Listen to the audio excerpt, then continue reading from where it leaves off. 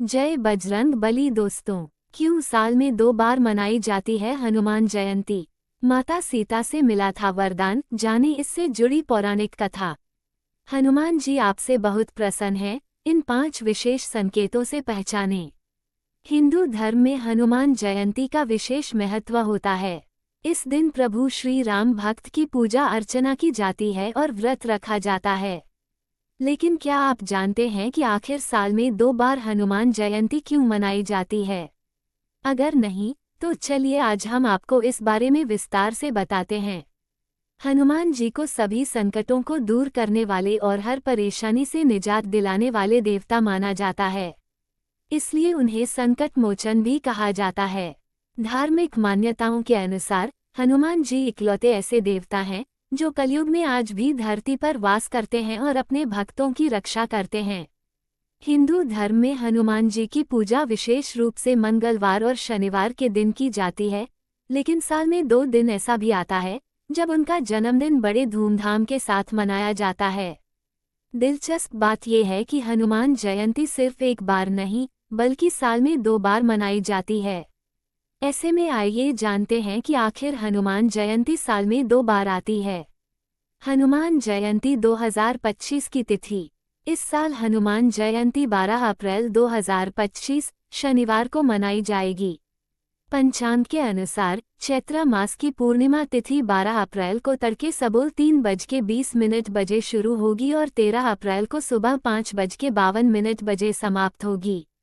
ऐसे में चैत्र पूर्णिमा के दिन यानी 12 अप्रैल को हनुमान जी का जन्मोत्सव मनाया जाएगा। साल में 2 बार क्यों मनाई जाती है हनुमान जयंती?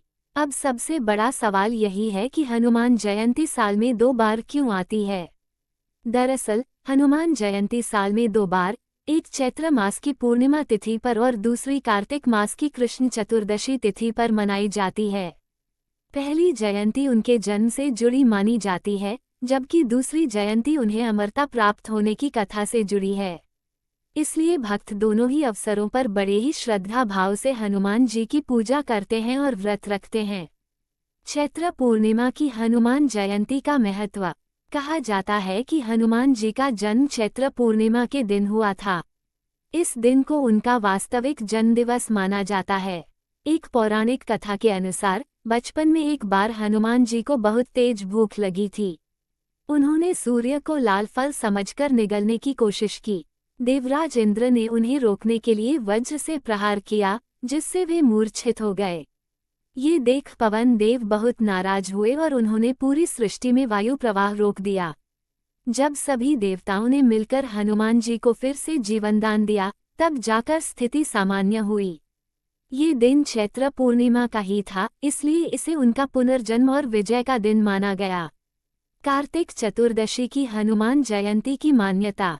एक अन्य कथा के अनुसार कार्तिक मास की कृष्ण चतुर्दशी के दिन यानी नरक चतुर्दशी के दिन माता सीता ने हनुमान जी को उनकी निस्वार्थ भक्ति और सेवा के लिए अमरता का वरदान दिया था। इसलिए इस दिन को भी हनुमान जयंती के रूप में मनाया जाता है। इस दिन को विजय अभिनंदन महोत्सव भी कहा जाता है। 12 अप्रैल को हनुमान जयंती है। हनुमान जयंती पर बजरंगबली की विशेष रूप से स्तुति की जाती है। रामायण सहित कई पुराण में इस बात का उल्लेख मिलता है कि जहाँ भी श्री राम का नाम लिया जाता है, वहाँ पर हनुमान जी हमेशा ही विराजमान रहते हैं। रामायण में इस बात का भी उल्लेख किया गया है कि हनुमान जी को चिरंजीवी होने का वरदान मिला है, इसलिए हनुमान जी हर युग में उस जगह विराजमान रहेंगे जहाँ पर श्री राम का नाम लिया जाएगा। श्री राम भक्तों पर हनुमान जी विशेष कृपा बनाए रखते हैं। वहीं अगर आप हनुमान जी के भक्त हैं और हमेशा उन्हें सच्चे मन से याद करते हैं, तो हनुमान जी आपका साथ कभी नहीं छोड़ते। कुछ विशेष संकेतों से पता चलता है कि हनुमान जी की आप पर विशेष कृपा है। हनुमान जयंती की व्रत कथा। ऐसे हुआ शिवजी के अवतार बजरंगबली का जन्म। आज हनुमान जयंती है और आज नरक चतुर्दशी के साथ हनुमान जन्मोत्सव भी मनाया जाता है। इसे रूप चौदस और नरक चौदस भी कहा जाता है।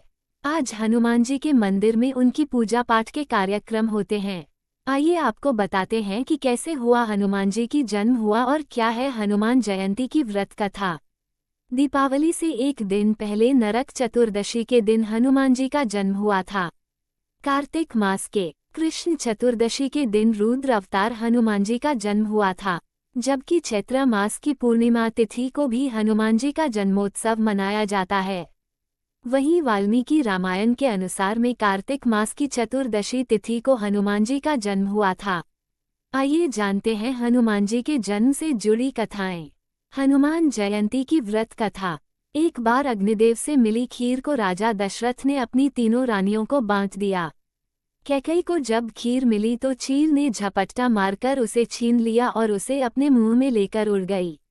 उड़ते उड़ते रास्ते में जब चील अंजना माता के आश्रम के ऊपर से गुजर रही थी तो माता अंजना ऊपर की ओर देख रही थी और उनका मुंह खुला होने की वजह से खीर उनके मुंह में गिर गई और उन्होंने उस खीर को गटक लिया। इससे उनके गर्भ में शिवजी के अवतार हनुमान जी आ गए और फिर उनका जन्म हुआ।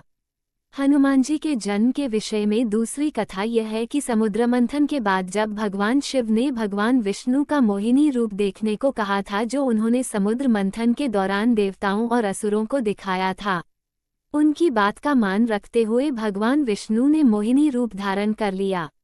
भगवान विष्णु का आकर्षक रूप देखकर शिवजी आकर्षित होकर कामातुर हो गए और उन्होंने अपना वीर्य गिरा दिया, जिसे पवनदेव ने शिवजी के वानर राजा केसरी की पत्नी अंजना के गर्भ में प्रविष्ट कर दिया। इस तरह माता अंजना के गर्भ से वानर रूप में हनुमान जी का जन्म हुआ। उन्हें शिव का 11वां रुद्र अवतार माना जाता है। हनुमान जयंती पर जाने हनुमान जी के प्रसन्न होने के संकेत। निर्भीक, साहसी होकर भी नेकदिल हैं आप। हनुमान जी के जीवन से यह शिक्षा मिलती है कि वे महाबलशाली होकर भी दयालु और नेकदिल हैं। हनुमान जी कभी भी शक्ति प्रदर्शन नहीं करते बल्कि जरूरत पड़ने पर ही अपनी शक्तियां दिखाते हैं। इसी तरह अगर आप भी निर्भीक, साहसी और शक्तिशाली होकर भी आप नेक, न्यायप्रिय और विनम्र हैं, तो निश्चित ही आपसे हनुमान जी प्रसन्न हैं। जैसे आप एक अच्छे लीडर, सैनिक, पुलिस या उच्च पदासीन अधिकारी होकर भी विनम्र और सच्चे हैं तो हनुमान जी की आप पर कृपा बनी रहेगी। शनि के प्रकोप से बचे रहते हैं आप, नहीं पड़ता नकारात्मक प्रभाव। ज्योतिष शास्त्र में शनि को सबसे धीमा ग्रह माना जाता है। शनि मेष से लेकर मीन तक 12 राशियों में अपना गोचर चक्र पूरा करते हैं। इसका अर्थ यह है कि शनि 2.5 वर्ष तक ही राशि में रहते हैं। शनि जिस भी राशि में रहते हैं, एक आगे और एक पीछे राशि पर भी शनि का प्रकोप बना रहता है, लेकिन हनुमान जी की कृपा पाए लोग शनि पीड़ा से हमेशा बचे रहते हैं। इसका अर्थ यह है कि शनिदेव की 7.5 और धैया का नकारात्मक प्रभाव भी हनुमान जी के भक्तों पर नहीं पड़ता। बड़ी बड़ी बाधाओं से चमत्कारी रूप से निकल जाते हैं बाहर। हम सभी के जीवन में कोई ना कोई बाधा जरूर आती है, लेकिन अगर आप बड़ी बड़ी बाधाओं से भी चमत्कारी रूप से निकल जाते हैं तो आपको समझ जाना चाहिए कि हनुमान जी अदृश्य रूप में भी हमेशा आपकी मदद कर रहे हैं। हनुमान जी संकट के समय में हमेशा अपने भक्तों की रक्षा करते हैं, इसलिए हनुमान जी को संकटमोचक हनुमान कहा जाता है। सपने में नजर आते हैं हनुमान जी और श्री राम।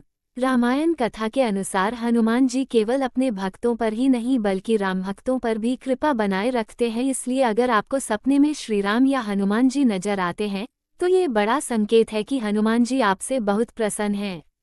साथ ही सपने में हनुमान जी से जुड़ी चीजें जैसे मंदिर, बूंदी, रामायण पाठ या भजन कीर्तन को देखना भी हनुमान जी के प्रसन्न होने का बड़ा संकेत है। रामायण पाठ या हनुमान जी के भजन कीर्तन में हमेशा ही पहुंच जाते हैं। भागती दौड़ती जिंदगी में हर व्यक्ति समय से आगे निकलने की कोशिश करता है, लेकिन ये हमेशा मुमकिन नहीं हो पाता कि हम समय के अनुसार हर काम कर लें। ऐसे में कई बार योजना बनाने पर भी हम धार्मिक कार्यक्रम का हिस्सा नहीं बन पाते, लेकिन हनुमान जी की कृपा पाने पर व्यक्ति बिना किसी योजना बनाए हमेशा रामायण पाठ और हनुमान जी के भजन कीर्तन में पहुंच ही जाता है। धन समृद्धि के लिए हनुमान जयंती पर करें ये सिद्ध उपाय। बजरंगबली होंगे प्रसन्न, सभी मनोरथ होंगे पूर्ण। धन समृद्धि के लिए हनुमान जयंती पर करें ये सिद्ध उपाय। शास्त्रों में हनुमान जयंती का विशेष महत्व है। वहीं आपको बता दें कि हनुमान जयंती का पर्व साल में 2 बार मनाया जाता है। एक चैत्र माह के शुक्ल पक्ष की पूर्णिमा और दूसरी कार्तिक माह के कृष्ण पक्ष की चतुर्दशी तिथि को हनुमान जयंती मनाई जाती है। वहीं वैदिक पंचांग के मुताबिक इस साल की पहली हनुमान जयंती 12 अप्रैल को मनाई जाएगी। वहीं ज्योतिष अनुसार इस दिन कुछ उपाय करने से धन समृद्धि की प्राप्ति होती है। साथ ही बजरंगबली की विशेष कृपा बनी रहती है। आइए जानते हैं ये सिद्ध उपाय कौन से हैं। आर्थिक स्थिति में होगा सुधार। हनुमान जयंती के दिन हनुमान मंदिर में बजरंगबली की विशेष पूजा करें और हनुमान चालीसा का पाठ करें। तेल का दीपक जलाकर 2 लौंग डाल दें। ऐसा करने से आर्थिक स्थिति में सुधार आता है। साथ ही धन की आवक बनती है। हनुमान कवच का करें पाठ। हनुमान जयंती के दिन हनुमान कवच का पाठ करना चाहिए। इसके अलावा बूंदी का प्रसाद हनुमान जी पर चढ़ाकर गरीब और असहायों बच्चों में वितरित करना चाहिए। ऐसा करने से जीवन में संपन्नता बनी रहती है। साथ ही आरोग्य की प्राप्ति होती है।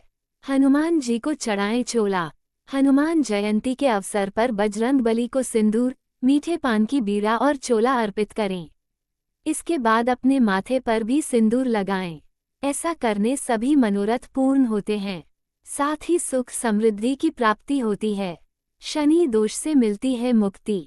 शनि की धाया और साढ़ेसाती के प्रभाव से बचने के लिए आप हनुमान जयंती के दिन पंचमुखी हनुमान कवच का पाठ करें और उन्हें पीले फूल चढ़ाकर जल में प्रवाहित कर दें। ऐसा करने से शनि दोष से मुक्ति मिलती है। सभी मनोरथ होंगे पूर्ण। हनुमान जयंती के दिन सुंदर कांड का पाठ करें और बजरंगबली की मूर्ति के समक्ष घी के 6 दीपक जलाएं। यह उपाय आपके जीवन की समस्याओं को दूर कर सकता है।